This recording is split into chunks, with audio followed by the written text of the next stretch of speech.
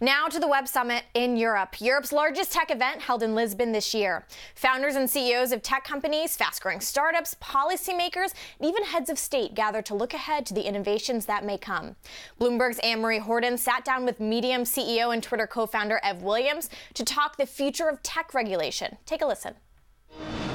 The system's working really well that we have right now. What we've really figured out in the last year and a half is how to offer an open platform that allows everybody to, or anybody to come along with a story or idea and help it find its right audience. And we combine that with professional editorial team and a curation team that both contributes content and works with professional writers. And that all goes behind this paywall that is driving subscriptions and then enabling us to pay more and more every month for content. So the challenge right now, or the focus, is really to scale that in all ways, to really work on personalization is a big part of it. So helping people find amongst the thousands of stories published every day what they really care about is a big focus. And then we're hiring a lot as well, and it's a competitive market, so there's that.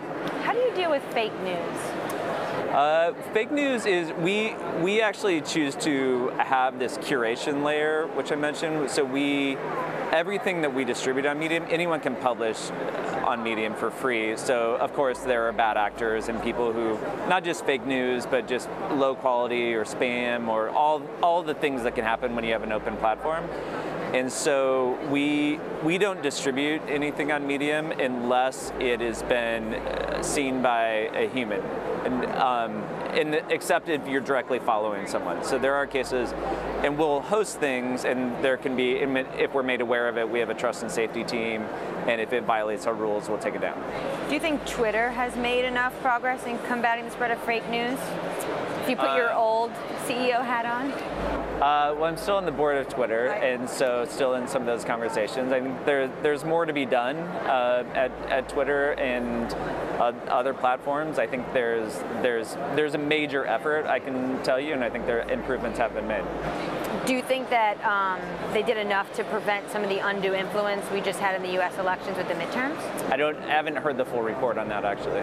How do you rate Jack's performance as CEO? Is this a job someone can handle alongside being ahead of other companies? Having another job? Yeah.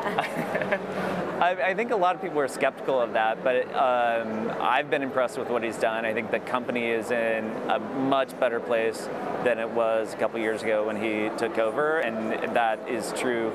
I mean, there's a lot of external evidence that's true, and when you talk to people inside, I think that is absolutely endorsed.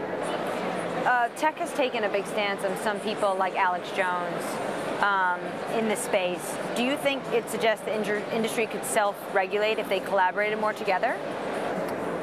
I think collaborating is important, and there could probably be more collaboration. And I think everyone's interests are aligned in not just for the tech industry, but from the most of the humans I know in Silicon Valley are aligned, not necessarily politically. I think that's actually overblown a bit, that they're all view things the same way, but everyone recognizes when there's bad actors or misinformation is not only not good for platforms ultimately, but it's not good for humans. And so I think Twitter was in a little different position than the other platforms when it came to Alex Jones for a while, and ended up eventually removing him, but they made their own call on that. They didn't do it because Apple or Facebook removed him.